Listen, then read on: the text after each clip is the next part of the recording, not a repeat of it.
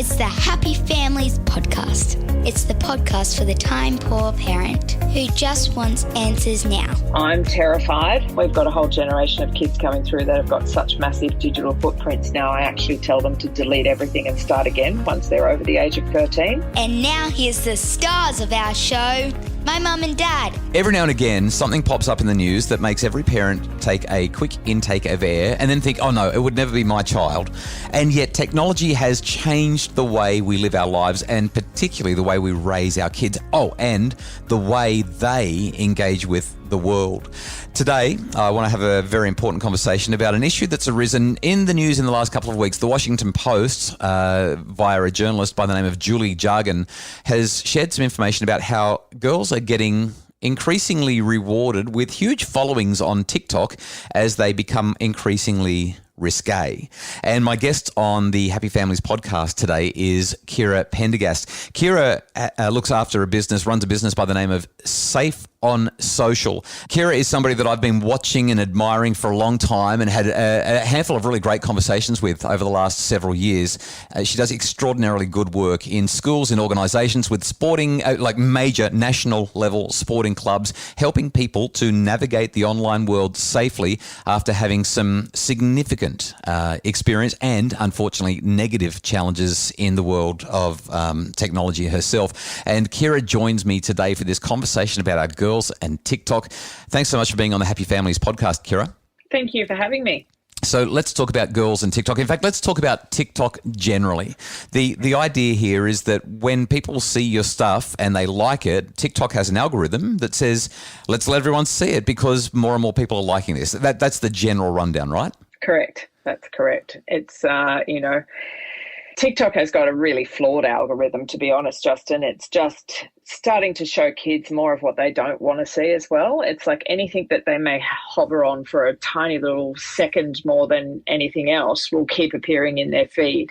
So it sort of starts there. Yeah, so it's kind of like if you watch something, TikTok calculates your time staring at it, and the longer you look at any particular piece of content, the more likely it is to push more of that content into your feed. Correct. So it's absolutely the most advanced algorithm for tracking what a human is looking at and how long they're looking at it for. And that's what's causing the issues. Yeah, so I was going to get onto TikTok because everyone said, Justin, you've got to get onto TikTok. And my team run a TikTok account for Happy Families. But one of my team members said the first 2 weeks when you've got a TikTok account, you will literally get dragged through the gutter as it shows you pretty much every piece of content that is out there in every genre, every idea, every concept. And once you start to like things and start to show TikTok what you're interested in, it filters out the stuff you don't need to see. And you can actually have if you're willing to go through the 2 weeks of literal gutter dragging, she said you can have a really pure and wholesome TikTok account. Like you can make TikTok absolutely brilliant for you. But the thing is that our kids, they're compelled to stare at the stuff that makes them curious. And that's often the kind of things that we would rather than not be staring at, right? Exactly right. And if I ask a room full of primary school children, one of the questions I ask them when I do sessions from grade 3 all the way through to parents, teachers and sporting bodies, as you know, and if I ask a room full of kids, like any age group, who's seen something that's made them feel uncomfortable, made them feel funny in the tummy or, scared in any way on TikTok, the whole room will put their hand up. They're all seen it and they've all been exposed from a really young age. And can I just highlight, you're talking to grade 3 kids. We're talking about 8-year-olds. No, younger, 6 and 7 in some cases too, The little ones that are on it, they're using mum's account because mum thinks TikTok's a fun little thing where they can watch little dances and stuff like that. And, at the end of the day, it does come back to a lack of parent education around this and not understanding the tech behind it and the fact that this will be around forever. And while their kids are innocently scrolling through looking for the last little viral dance on TikTok, they're seeing horrendous things. Okay, so a little bit of a content warning right now. I don't want you to drag us through the gutter too much here, Kirra. In fact, I'd probably prefer to stay out of the gutter. But a lot of parents probably don't even know that their kids are on TikTok, or a lot of parents think that, oh, well, it's just the latest social media fad, and everyone in the media, everyone on the podcast, everyone on the TV gets worried about the latest platform all the time, and when it's not TikTok, it'll be something else. So a lot of parents have almost become immune to the warnings that come from people like you or I about kids being on things like TikTok. Could you give parents who are listening to our podcast conversation today just a sampling of the kinds of things that 6 and 7 and 8-year-olds are seeing when they jump onto TikTok, either with their parents' account or maybe their friends or their big brother or their big sister or the neighbour down the road or somebody on the school playground? Let's give. I've given the content warning. If kids are listening, maybe you want to press pause for a sec. But let's just dive in and have a 1 to 2 minute exploration, and then we'll talk about what parents need to do. Okay. Before we dive into that, a lot of parents come straight back at me with that one in parent sessions and say, well, I don't let my child use TikTok. Well, you may not. But at school, they're accessing it through their friends' phones. And whether they're at sleepovers or whatever on the weekends, they're accessing it through their friends' phones. So parents need to be aware that no matter how hard they try, their kids are looking at it and they're seeing it. The metaphor that I always use is you can put a fence around your pool, but you can't put a fence around the ocean. And you've got to teach your kids to swim, because one day they're going to end up in front of a body of water that is not fenced. And your filters and your parent controls and whatever you're doing to keep your kids off it at home is one thing, but they head out of the house and they're going to come across that metaphorical unfenced body of water at some point.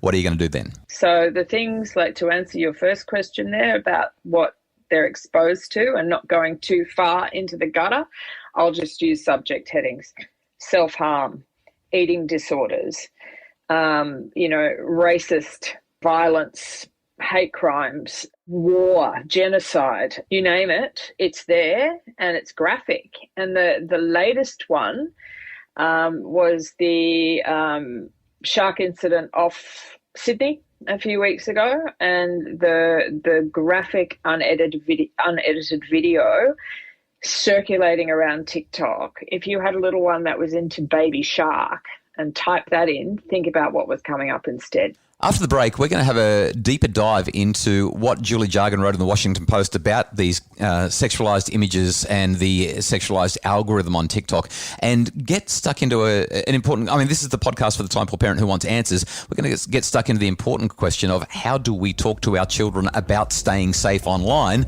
especially since we know that they're probably going to use TikTok at some point. It's the Happy Families Podcast. Imagine a home where discipline got results without anyone having to feel bad or in trouble. The Do's and Don'ts of Discipline is a webinar to help parents set limits with love, compassion and humanity. Find it now at happyfamilies.com.au/shop.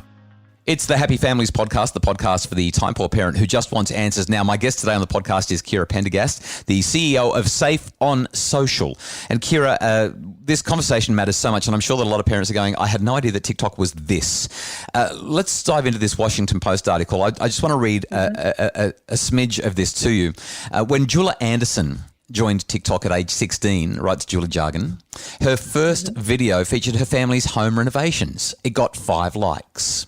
After seeing others post risque videos and get more likes, she tried it too. She said, I wanted to get famous on TikTok.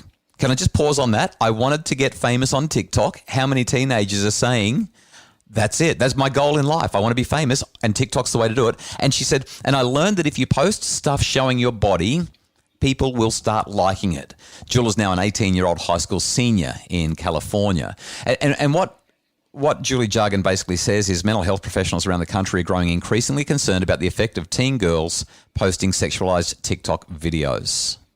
Therapists say teens who lack a group of close friends and teens with underlying mental health issues, especially girls who struggle with disordered eating and body images, are at particular risk. Now, we will link to the Washington Post article, although it's behind a paywall, which is going to make it difficult for a lot of people. But just talk me through how we're supposed to respond to this. I mean, our kids want to be popular. Too many of them really believe that TikTok fame is what life is for. That's why they were born. That's why they were put on this planet. And I know that sounds superficial and ridiculous to most of us as adults, but our teenagers buy this, right? I mean, they're hook, line and sinker with this. Yeah, absolutely. Look, when I was a young girl, I wanted to be on the TV. It's the same thing, different format now. But because it's gone from being a news reader or an actress or something like that to this international platform where they've got to be thinking as like I often tell kids, you do not know who's looking at you. The amount of grooming and things that happens through TikTok, because they'll get a message saying, hey, cutie, what are you doing?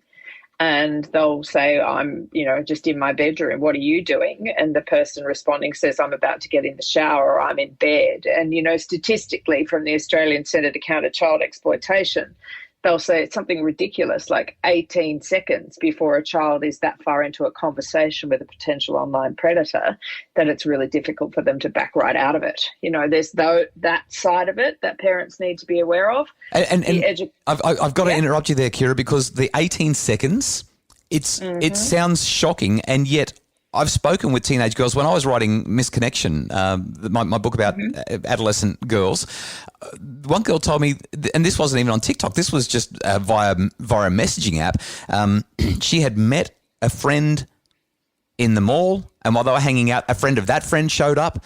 They had a chat. 10 minutes later, as she was getting in the car with her dad, he'd found her, sent her an instant message, and made a sexual solicitation to her. Like, he'd known her for 3 minutes in conversation, and within 10 minutes, he'd sent her an absolutely obscene message saying, how about it? And she's sitting in the car next to her dad. She's like 14, 15 years old. So when you say 18 seconds online and they're talking about the shower or the bedroom or what are you wearing, it must be nearly nighttime, 18 seconds, it happens that fast.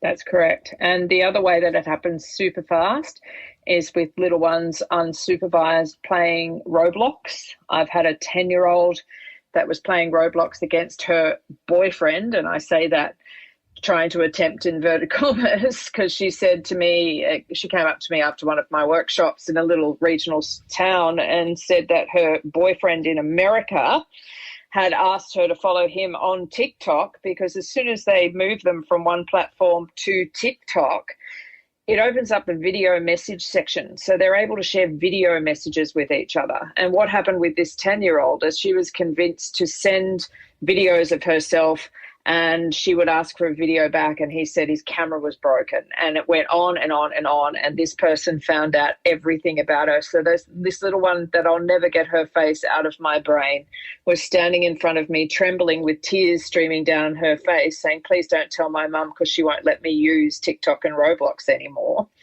And as she then told me the horrific things that this man was making her do on video and sending it through TikTok Messenger. So what we've got is a whole generation of kids that are growing up thinking they've got to do this because that's what everybody else is doing. And we've got a whole heap of parents that are just saying it's too hard to make or to socially ostracize my child because they're the only one that doesn't have it. All of those kinds of things, and the lack of education on where and how these algorithms work and what's being stored and where it's being stored. And starting from the very basics, Justin, like I go through with the kids, have you read the terms and conditions of use? And in primary school, they all put up their hands and go, yep, I've read them end to end. And I'm like, no, you have not. Because the first thing says you've got to be over the age of 13 and none of you are. And whilst it's not illegal for them to use it under the age of 13 with a parent's permission, it's against the law for TikTok to store and retain the information of children under the age of 13 for the purposes of sales and marketing through the Children's Online Privacy and Protection Act in the US. So there's that education. And then when I go through what's in the license agreement in kids' terms, and even with teenagers, they all sit there looking horrified. And I'm like, one of the terms and conditions actually states that they can change the terms and conditions anytime they like. And it's up to you as a user to keep on top of that. They don't have to notify you. So last September, TikTok sneaks through a whole new set of terms and conditions, which was that they have the permission to use your face through facial recognition technology and voice imprint. Okay, so if they're already using those two things to identify people, what else are they using? And how is this going to look in 10 years' time? And what if your child grows up to be a politician? Like, and I always say to every parent just said, no, please, no. I know, but that's what I actually use that as an analogy with primary school kids. And I say, imagine if Scott Morrison had TikTok. And they go, Scott Morrison does have TikTok. And then they laugh when I say, no, but what if he had it when he was your age? And they go, oh, my God. And then they all laugh, But they get it then because I have to step them through stuff that they haven't learnt yet, like how cloud computing works and that nothing is ever really deleted.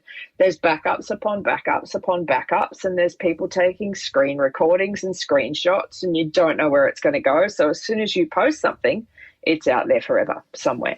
Yeah, and there's all those Wayback Machines. I've had it happen to me. I've had people dig up stuff that I said 8 years ago on Twitter in a moment of weakness or a moment of frustration, and then they're not even things that are representative of what I really do think or feel. But someone said, I found this. I'm not sure. And people change. Yeah. And you change with education. When we're educated more, we go, oh, well, no, I thought that then, but not now. And people don't take that into consideration. Once you've said it, that's who you are in the eyes of some. So obviously really important. Now let's just talk about some solutions for parents who are probably listening to this conversation and going, oh my goodness, I had no idea, and I don't want my child to feel like the only way that he or she can be of value as a human is to seek reward for sexuality. That my value is placed in the evaluations that other people make of me based on how I look and how sexually available I am, or how many likes I'm getting on TikTok, or any of those things. So, Kirra, I know that you primarily work in the tech space, but you do talk to a lot of parents about this kind of thing. Obviously, I do that a lot as well. Let's put our heads together for a minute or two. If you're a parent and you're hearing this stuff for the first time, or you've been mildly aware of it, but now it's kind of giving you a bit of an uppercut, metaphorically speaking, what would you want parents to be knowing about Roblox, about TikTok, about Instagram, about everything we're talking about here? Take the time and make sure you know what your child's signing up for. There's a lot of information out there. Think about how it's going to be used in the future. I'm terrified that we've got a whole generation of kids coming through that have got such massive digital footprints now. I actually tell them to delete everything and start again once they're over the age of 13. Because from a HR perspective, if someone is the simplest thing here, Justin, is around that lying about their age to sign up to these apps, and what's that going to look like depending on what job they apply for in the future? Is it going to build a pattern of deceit in an automated software system that's looking at their digital footprint? Is it going to stop them from getting a job interview because of that? The basics here. I would also suggest that parents take the time to sit with their kids and make sure that they understand how to block and report on every app their child's using. They need to know where to go when things go wrong, because we're not going to stop them from using it. So we need to build some resilience and mitigate some risk around that. And the other way that they can do that is sit with them and go through, age specific, of course. How do you know that person? Tell me 2 other people at school that know them. And if they can't do that, delete them is another strategy that I get parents to go through with little ones in particular. I had a kid in grade 2 who had 10,000 followers on TikTok. That just tells me that she probably knew 3 of them and the rest of them could have been potential whatever, So all of those things. And then, my final tip there for parents would be help them to cleanse their feed. Go through and unfollow things that make them feel rubbish about themselves or rubbish other people or upset them in any way because of the content level on it. That's just a couple of tips. Kirra, I reckon we could have this conversation over the course of about 4 days. There's so much to talk about. And as I listen to your tips, lots of wisdom there. There's about, 700 other things that I want to add, and I'm sure that the same for you. There'd be so many more things that you could share. Let's get you back. I think that these conversations matter a lot. In fact, recently on Facebook, you mentioned something about airdropping and cyber flashing, which has been also flagged with me a few times. I reckon we should have a conversation about that in the next couple of weeks. You up for that? Sounds fantastic. The conversation continues with Kirra Pendergast, Safe on Social. All the details at safeonsocial.com.au. The Happy Families podcast is produced by Justin Rulon from Bridge Media, and Craig Bruce is our executive producer. If you'd like more info, like I said, check out Kirra's page. If you run a school, if you're looking after school wellbeing, school welfare, counselling, any of that sort of stuff, definitely have a look at what Kirra offers. And of course, all of the usual resources that can help your family to be happier at happyfamilies.com.au.